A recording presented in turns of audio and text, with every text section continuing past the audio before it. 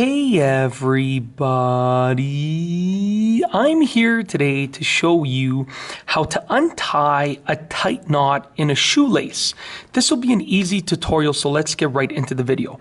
As you can see right here, I've tied this super tight knot in this shoelace. This knot is like really tight, okay? It pretty much can't get any tighter than this. Now, it's hard to get your fingers in there oftentimes. That's why we can't really untie knots like these easily. So what you can use are a few things that you have lying around the house. I like to use paper clips, and that's because they have this thin end, they have this loop, which is very useful. They can even be bent out of shape like this one is, and they're still going to work. You can use anything that's really thin enough to get in there and that has a loop, so it gives you some pulling power. What you want to do is you want to get one of the, let's say you're using a paper clip, you want to get one of the paper clip pieces and you want to place it in this part of the knot. You're going to notice that there's two parts, one on this side and one on this side, okay, or one on the top, one on the bottom, depending on how you're looking at it.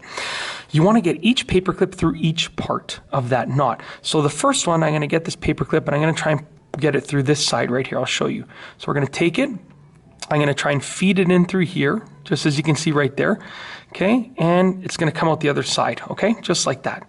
And we have pulling power with this side now. What we need is we need to send the other one through this part right over here. So let's place that down. We'll just open this up just a little bit, and I'm going to place the other one through this part right here. Now it's going to take a little bit of digging and a little bit of work to get it through, but you can get it through. You just have to work with the laces, okay? Perfect. So we're going to put it all the way through in that direction right there.